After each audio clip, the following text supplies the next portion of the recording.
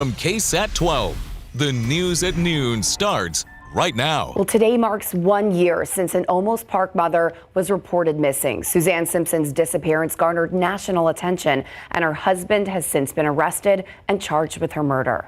Our Erica Hernandez gives us a look back at this case and tells us when we can expect it to go to trial. So much has happened in this case since last year, as you can see from the timeline next to me, and it had many of us speculating and talking about what happened to Suzanne Simpson. It was on October 6, 2024 that Suzanne was last seen with her husband Brad Simpson at the Argyle, the private dinner club in Alamo Heights. We would later find out that night while at home in Olmos Park, the neighbor witnessed the two fighting outside, heard a scream, and Brad Simpson take off in his truck. The following day, October 7th, a lot happened after Brad Simpson dropped off the couple's daughter at school. Court records revealed he traveled to Bernie, a Home Depot, a dump site, and somewhere in Bandera County. At one point, surveillance footage caught a blue tarp and other items in his truck, but in his return back to San Antonio, those items were no longer there. It wouldn't be until around 10 p.m. that a friend of Suzanne's called police to report her missing. Around the same time, Simpson did as well. The next few days, a missing persons flyer was released, but also an arrest warrant for Brad was issued on an assault charge. The search for Suzanne would intensify, and on October 12th, the search began at a Southeast Bexar County landfill for any clues into the case. That only lasted about 5 days. A month after Suzanne disappeared on November 7th, Brad Simpson would officially be charged with her murder. In December, for the first time, he'd appeared in a courtroom, and his case began the process of getting ready for trial. That process takes time, and just last month, on September 22nd, Judge Joel Perez issued a tentative trial date of February 13th of next year. Everyone involved in this case is on a gag order, so we won't be able to interview anybody until after it goes to trial. But what we do know is that Suzanne Simpson is still missing. As for Brad Simpson, if he's convicted, he faces up to life in prison. Erica Hernandez, KSAT 12 News. Thank you, Erica. Happening today, we are expecting an ethics review board to hear a complaint regarding Mayor Gina Ortiz Jones. So Bexar County GOP Vice Chairman Kyle Sinclair filed an ethics complaint against Jones in July after she sent a letter to top DNC officials promoting San Antonio as a destination for the party's 2028 National Convention. Sinclair argued it was improper for the mayor to use her position in city resources. An outside attorney for the city then reviewed the complaint and allowed a portion of it to proceed for the city's ethics review board to consider. The board will review the complaint and decide if any city sanctions should be applied. In a recent interview, Sinclair said he wants Jones to offer the same opportunity to his party for its 2032 convention. Again, that complaint will go before the ethics review board later today, and we'll keep you updated on what happens later this evening on KSAT 12 and KSAT.com. Well, San Antonio Startup Week is less than 7 days away now. It's a time when entrepreneurs and investors can come together to work on San Antonio's economic future. However, people and businesses on the west side won't have to leave their neighborhood to get help. Devin Karp takes us inside a historic building that's turning into something new while respecting the old. This is like top of the line innovation building that's coming right here and staying in the west side. When people drive by, I don't think they can envision what we have inside this building, right? It's been around for decades, nearly a century. The Basila Frocks building was constructed in 1929 to be a dress factory, but grew into so much more. Yes, because where we're at in the second floor, there used to be a dance hall. So many people got married in the space. There was quinceañeras, and then there was a famous wrestling facility here. But time wasn't always kind here. The building was abandoned and almost became a dollar store. This building was actually at risk of being demolished, and this building holds a lot of significance for the community because of its history and because of the role it played within the community as an economic vessel. Prosper West San Antonio, an organization dedicated to helping West Side businesses thrive, got the building and started to work with developer Dream On Group to turn it into something new while preserving some of the history. So the windows, the glass, the window frames, the door frames, all of that had to be done by hand. Because again, we had to be mindful of that because we wanted to, again, maintain the historical status of this building. Now the building will headquarter Prosper West and have space for local artists, vendors, and startup businesses to get the resources they need without having to leave their neighborhood. And so a lot of these businesses have been here for generations. And so what we'd like to see is for that generational wealth to be passed on to those families. Is your mind buzzing? Or are you like, okay, there's a desk here, there's a couch here? Yeah, oh yes. Yes, because there's so much opportunity here in the whole entire building. The building is almost ready for businesses to come in this month, with the grand opening for the public in December. I'm Devin Karp, KSAT 12 News. Good to see so much excitement. San Antonio Startup Week kicks off October 13th, and you can hear Prosper West and the Dream On group talk about the changes coming to Basia Frocks during their startup session that Friday, the 17th. All righty, we are warm. We're already in the 80s. It's humid. You can see those puffy cumulus clouds, but throughout the rest of the afternoon, humidity will come down. So at least when we're hottest, it won't be as humid outside. Okay, let's take a look at the forecast for the day, get you through the rest of your Monday. As you're picking up the kids today, it'll be 90. Oh, hi. Did you see that? That was some TV magic there. You got to see some behind the scenes. 91 for the high today. As we take a look at temperatures across the state of Texas, 62. So if you were wondering what that camera wiggle was, they were turning the camera to the green screen so that I could stand on the maps like this. So 62 only in Amarillo. There's a cool front to our north, and it is only in the 40s in parts of the Rockies right now. Unfortunately, I gotta say, this front is not going to move through San Antonio. We're not going to see cool fall air from this front. However, it is going to increase our rain chances. I bumped up rain chances slightly tomorrow to 30%. So by far from a guarantee for rain, but it is an improvement in our chances for rainfall, at least in the slightest. So coming up in the forecast, I'm going to time out when we could see some rain tomorrow, and we'll talk about how we're in for a hot-tober, at least in the long run. Details soon. Thank you, Sarah. Well, tomorrow is National Night Out, which is focused on strengthening relationships between neighborhoods and police to reduce crime. And that's pretty much what one local organization says they try to do every day of the year. So Emery Johnson leads that nonprofit, and he takes officers to interact with people in schools and churches so that they can learn to trust one another. He says it's an effort to change the mindset of young people and how they see officers. He says many of them only see and hear the bad. We know the next generation needs to understand and have different perspectives. They don't have to go based on social media. They don't have to go based on what they're hearing from other people's experience. They can go directly to the source, and they can actually speak to officers. Well, since their nonprofit started, he says many of those students they talked to early on have grown up to explore careers in criminal justice. And this Friday, AAOR will be bringing pastors and officers together to talk about some of the tensions that churchgoers and leaders have with law enforcement. This will be happening from 1 p.m. to 3 p.m. and you can head over to KSAT.com for information on this location. New details this noon after a deadly shooting on the west side. Police now say a man is charged with murder. So it all started with a theft investigation last night around 7:30. Officers say someone reported that another person had stolen their TV. According to SAPD, that person also told the officer who they thought was responsible. Now, about an hour later, police responded to a shooting basically in front of that caller's home.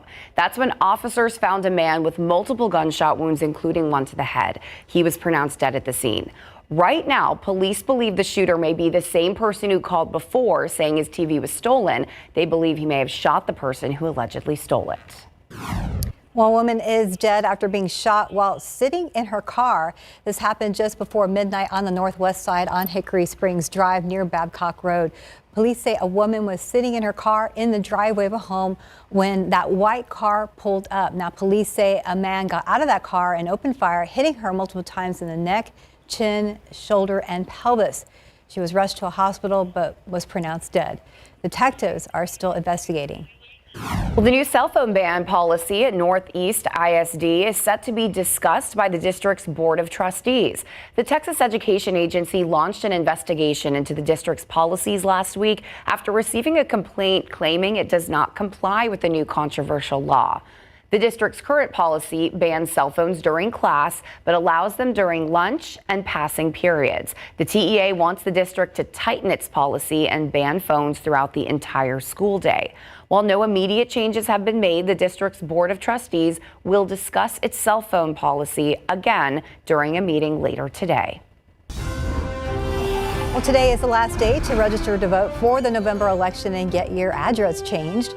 Bexar County voters will decide on Proposition A and Proposition B, which you've seen a bunch of signs out there in the community. And that explainer, we also have it on KSAT.com. So early voting goes from October 20th to October 31st before Election Day on November 4th.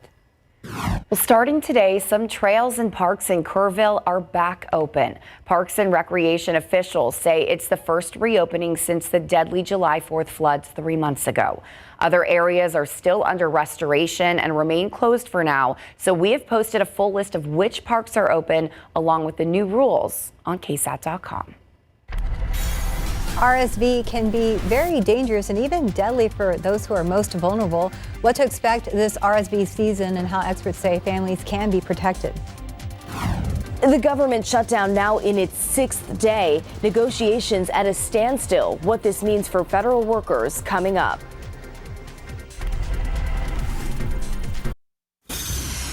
Well, the government shut down now in its 6th day with no sign of a deal for a spending bill to get the government running again. Today, Republicans will force another vote to keep the government funded without any Democratic demands, but it is expected to fail.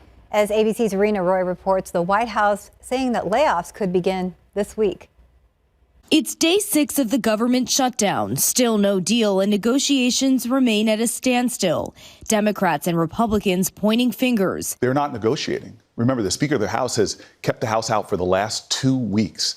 They're not sitting down. They hastily filed an outrageous counter proposal. It is a wild wish list of big government liberal nonsense that we can't do. The House canceled votes for the week and now won't return for another 7 days.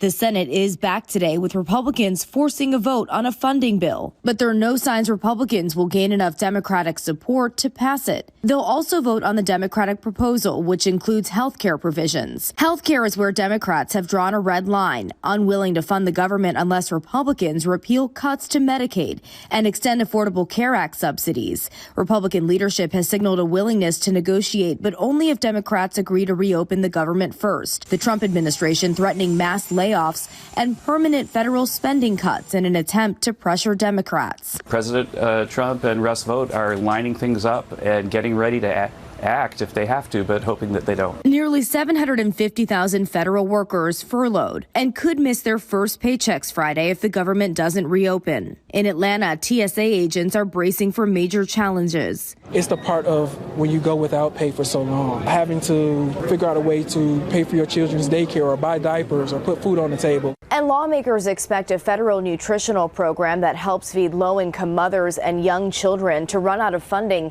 as soon as this week, which could be detrimental for millions of Americans. Rena Roy, ABC News, New York.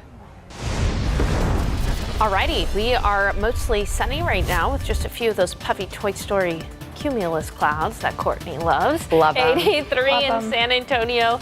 Hey, we were just talking about the allergens, and here's some good news. Yesterday, ragweed was moderate. Now ragweed is low, and molds are low as well, so no major issues there in the pollen count.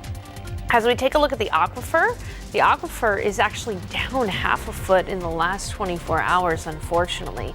Now, Hottober continues. That's what I'm calling this October so far because it's been pretty hot. Rain chances, though, I am raising them slightly tomorrow. We'll talk about that and a fall fail. No cooler weather anytime soon. Details coming up.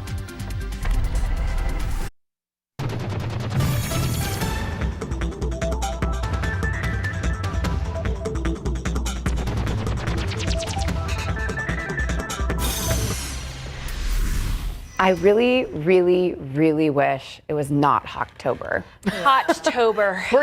I'm wearing the sweaters regardless. Yeah. I'll just sweat through it. It's October. Come on. I know. I have been looking at things though, Courtney, and it does look like, last year, the year before, we kind of started off very similar. Yeah. So this is not unusual around San Antonio. You can see though outside that temperatures are right near about 85 degrees. 83 in San Antonio, 84 in New Braunfels, 84 in Del Rio, and 82 in Bernie. It is still a little muggy out there. Dew points are in the upper 60s. This afternoon, though, we're going to climb to 91, and humidity will come down a little bit this afternoon, so not too humid.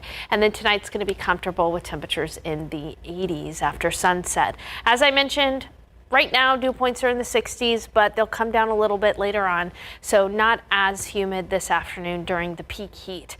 Okay, as I look at the temperature map across the United States, I've got to admit, this is a little bit of a tease because it looks like we're going to get some cool, crisp fall air moving in, taking over the warmth in San Antonio, but no. Instead, temperatures in the 40s, 50s, and 60s, they're going to stay well to the north. But this front is going to impact our weather.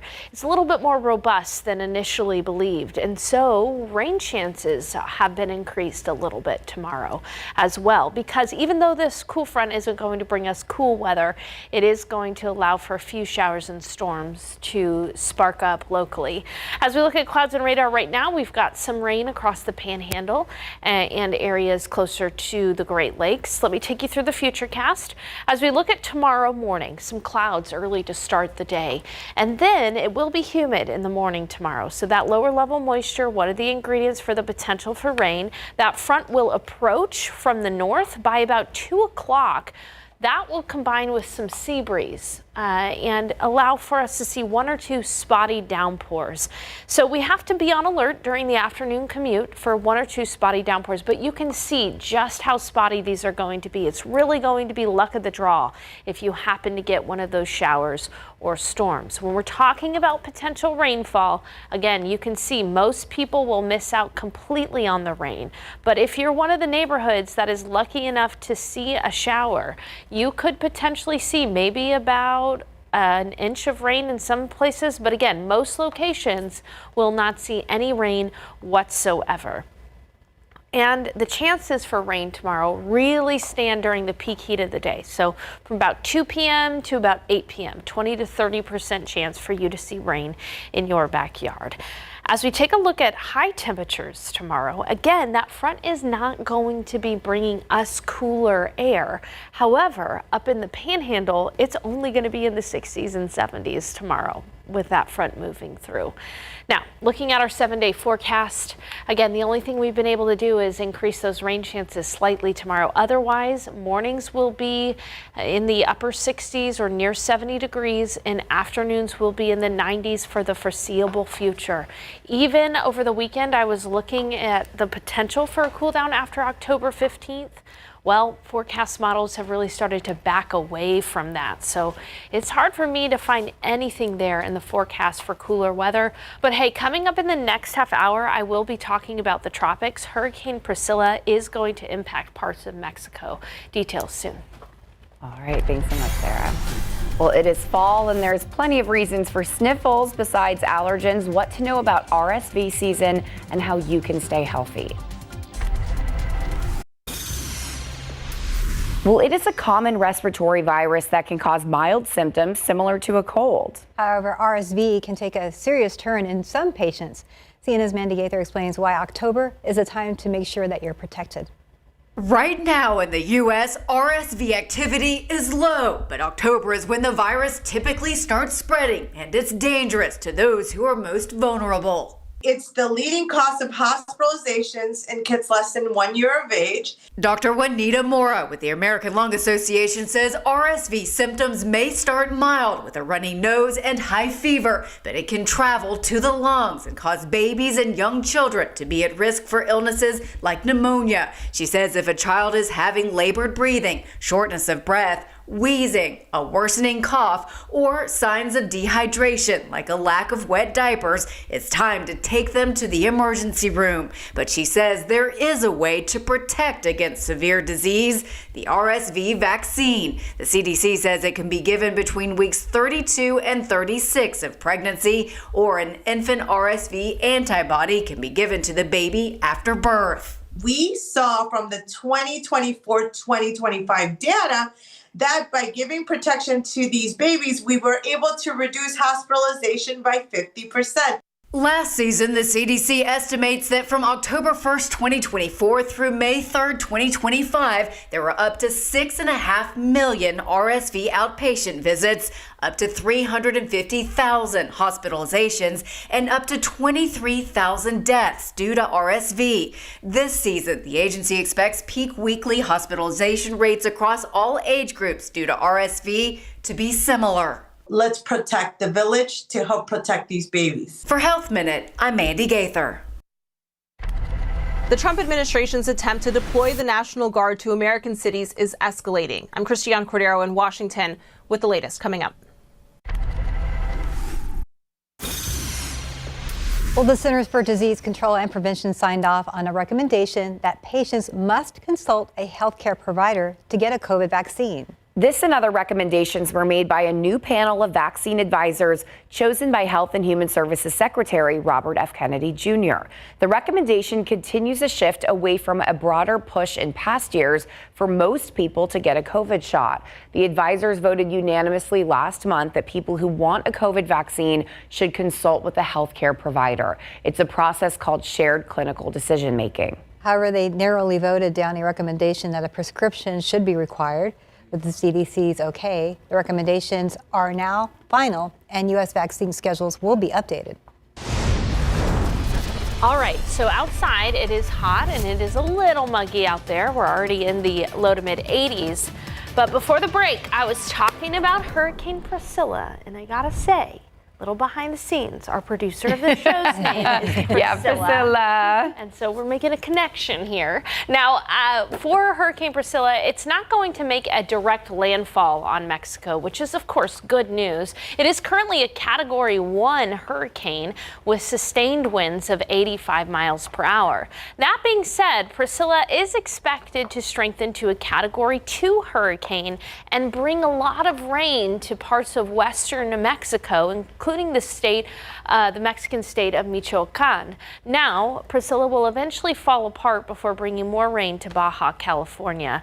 So not a major impact to Mexico, but the rain is definitely something for parts of western Mexico. Meanwhile, out in the Atlantic, there is an area of disorganized storms right now that will likely organize into Tropical Storm Jerry. Now that storm will head and stay out to sea, so we're not going to see any major impacts around the United States from that storm either. There is, however, a chance for rain tomorrow. This has popped up just within the last day or so, our confidence in some rain, and we'll likely see some of that rain during the afternoon commute. So coming up, I'll have a timeline for you and how much rain some neighborhoods could expect. Details soon. Well, community remembering 17-year-old Aliana Ujeta. She was shot and killed last weekend after leaving a party in southwest Bexar County. Last night, family and friends gathered to pray, to mourn, and release balloons in her honor. Investigators say that the shooting happened at a teen takeover party at an abandoned property off of Lucky Road. Now, loved ones say they want Aliana to be remembered for the difference she made in their lives and not the tragedy that took her. The Bexar County Sheriff's Office is still investigating at what led up to the shooting and who ended up firing those shots. They were asking anyone with any video of this party or any information to contact the Sheriff's Office. A Holy Cross of San Antonio employee has been fired following an allegation of misconduct. In a letter to parents, the school's principal did not detail what the misconduct was or what type of employee was involved, but did assure families that no students or staff are currently at risk. KSAT asked the school for more details. Legal counsel for Holy Cross told us, quote, "We cannot comment beyond what we state in the letter and that the rumors and other misinformation being generated are completely wrong." Principal Dr. Escobedo is following established procedures and he is not the subject of the ongoing investigation in any way, end quote. San Antonio police are involved in this investigation. The U.S. Supreme Court has declined to take up Ghislaine Maxwell's appeal. The court made the announcement Monday, and Maxwell is serving a 20-year prison sentence for helping Jeffrey Epstein groom and abuse underage girls. Now, Maxwell argued that she was shielded from prosecution under Epstein's old Florida plea agreement. However, the justices let stand a lower court ruling that said the deal did not cover New York, where Maxwell was charged and convicted. Maxwell's lawyers said they are disappointed, but they are planning on litigating a number of serious issues remaining in that case. Well, the Trump administration's attempt to deploy the National Guard to American cities is escalating, with a judge in Oregon blocking the president's order twice in as many days. It comes as President Trump authorizes hundreds of Guard members from Texas to be sent to Chicago. ABC's Christiane Cordero has the latest from Washington. Outside of federal buildings in Oregon and Illinois, protesters are coming face to face with federal law enforcement over the Trump administration's escalating ICE raids and National Guard deployments. This is not a war zone! In Chicago, the clashes led to federal agents deploying tear gas, shooting rubber bullets, and arresting protesters over the weekend. A 30-year-old woman was shot and injured by a Border Patrol agent Saturday after Department of Homeland Security officials allege she was armed and used her car to ram a federal vehicle. They claimed it was defensive fire, but frankly, we cannot trust anything that comes out of the administration. For weeks, President Trump has vowed to deploy the National Guard to Chicago over political demonstrations and crime rates that local leaders dispute. Illinois Democratic Governor J.B. Pritzker has not complied with the president, prompting Trump to instead authorize hundreds of Guard members from Texas be sent in. People don't care. They don't want crime in their cities. And we're doing it, and we're doing it well. The administration unsuccessfully tried to use a similar strategy in Oregon over the weekend. A Trump-appointed judge blocked the president's plan to send in federal troops, siding with local and state officials and ruling the president's description of protests in Portland was simply untethered to the facts.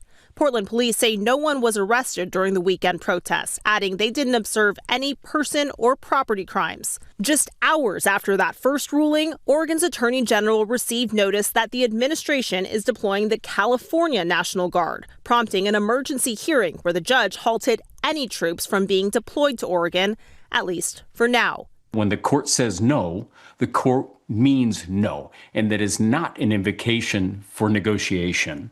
This morning, officials in Illinois filed a lawsuit trying to block the administration's deployment of the National Guard there. Christiane Cordero, ABC News, Washington. Well, Pope Leo is calling out the rise of, quote, anti-Semitic hatred in the world. In a prayer devotional on Sunday, the Pope referenced last week's synagogue attack in Manchester, England. Leo also said he continues to be saddened by the suffering of Palestinian people in Gaza. Leo, the first American pope, acknowledged that some significant steps have been taken in ceasefire negotiations. He said he hoped those talks would achieve the desired results as soon as possible.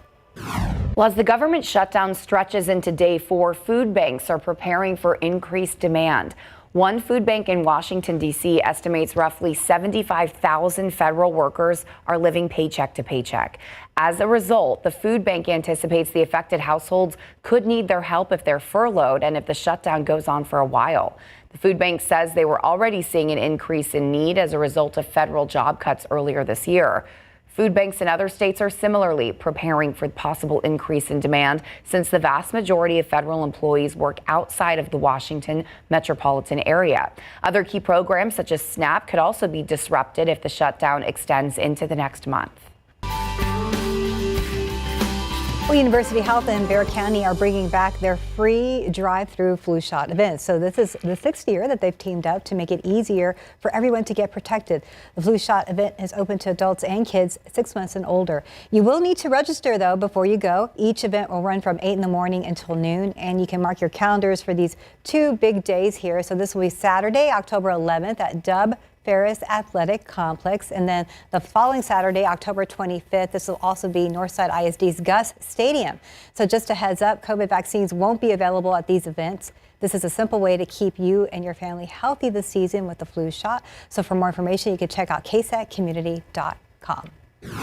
Every 15 minutes, a baby is born with a congenital heart disease. It's the most common and most serious birth defect in the country. This year, the Children's Heart Foundation is bringing families together with 33 walks across the nation to raise money for life-saving research. Here in San Antonio, you can be a part of the Congenital Heart Walk presented by University Health. That's on Sunday, October 26th at Morgan's Wonderland Sports Complex. It's a great way to support our community and make a big difference. So for more details, just head to KSATcommunity.com.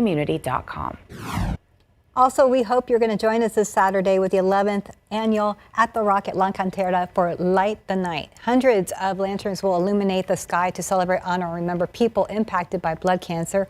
Our Daniela Ibada is emceeing this event. We have more on Light the Night happening October 11th on our website, KSATcommunity.com. Taylor Swift fans didn't spend their whole weekend listening to her new album, The Life of a Showgirl. Some of them went to the movies. This noon, we have the early estimates for the top 5 films in theaters this weekend. And local costume shops are no strangers to all the struggles of finances there. They adjusted and survived COVID, but how the tariffs are dealing yet another blow.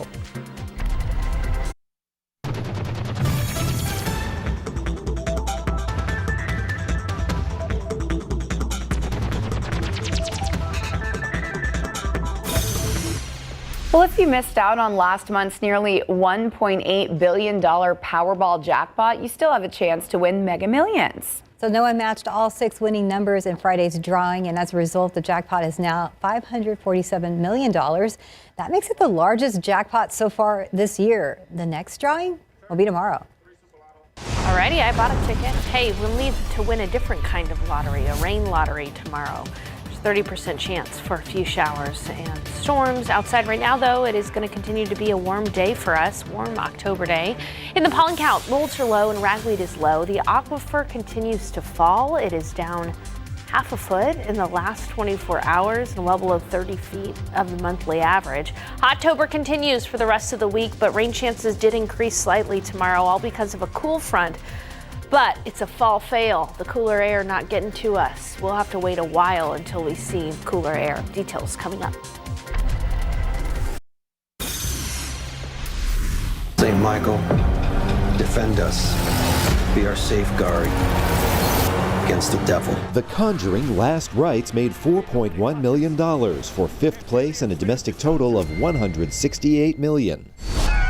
Do you want to come to Cat Francisco with us? Let's do it. Gabby's Dollhouse the movie fell to 4th, rolling off with $5.2 million. What are you thinking at the beginning of the fight? It's simple. Am I going to hurt him before he hurts me? The critically acclaimed sports biopic The Smashing Machine opened in 3rd place with $6 million, well below expectations. I need to find my daughter. Well, then call us back when you have the time.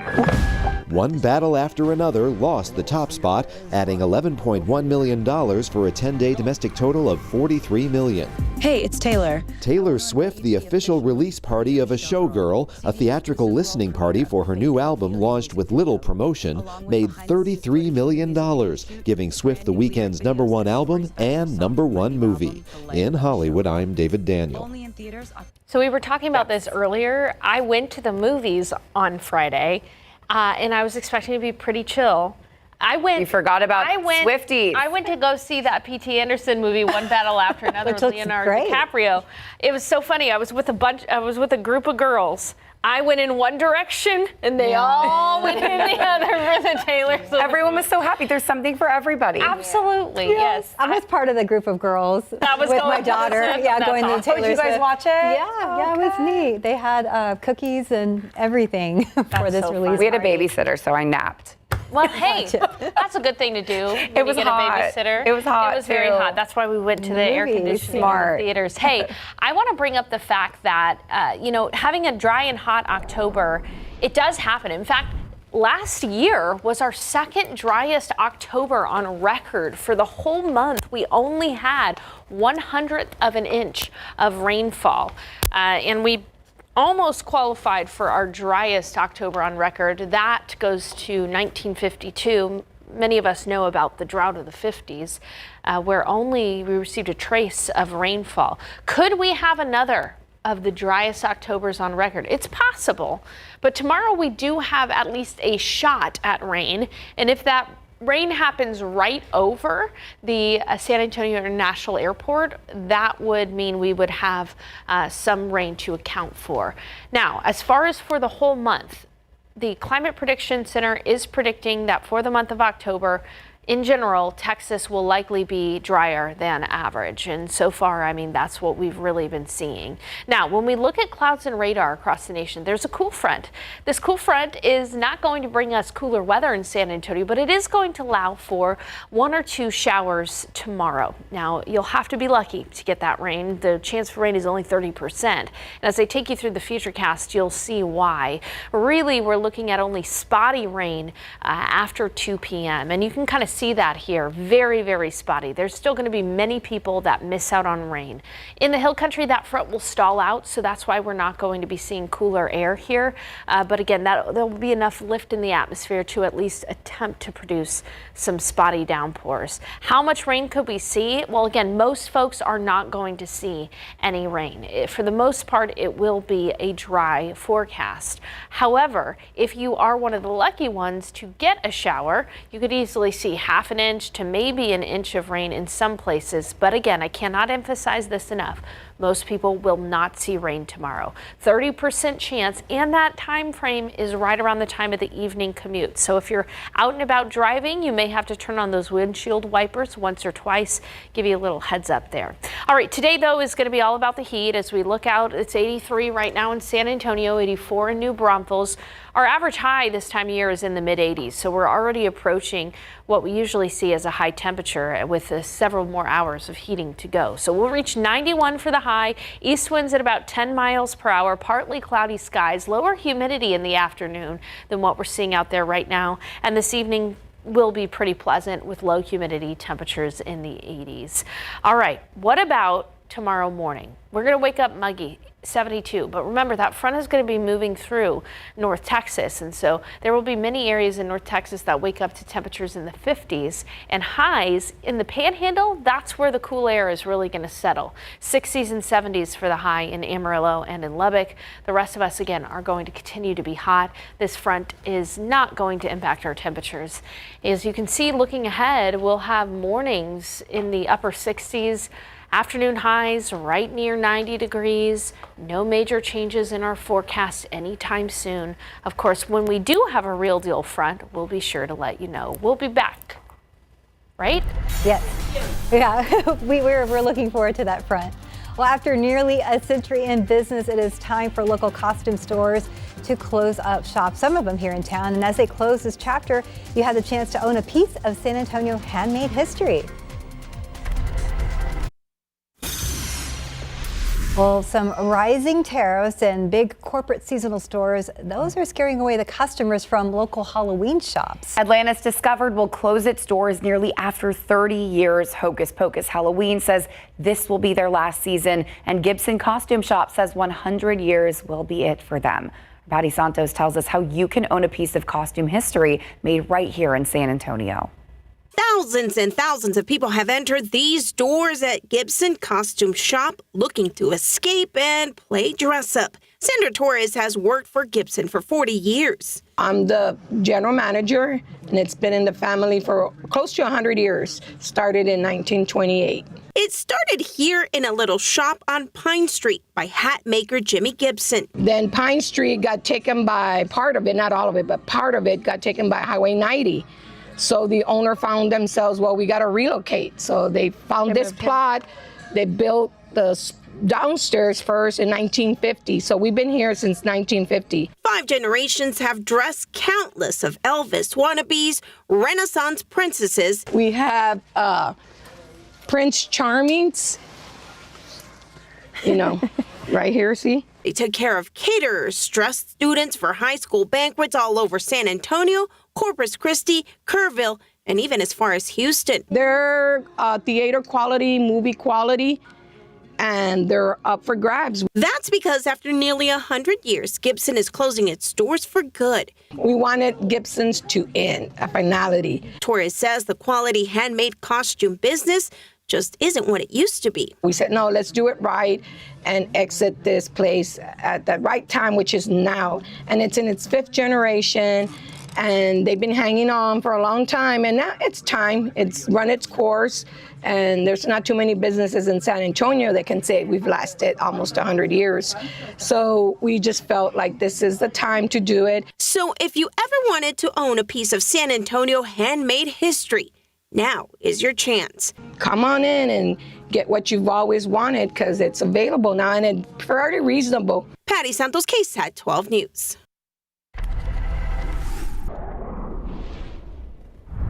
All right, Sarah, what are we looking at? We are looking at hot weather, highs near 90 degrees. There's a small chance for rain tomorrow between about 2 p.m. and 8 p.m.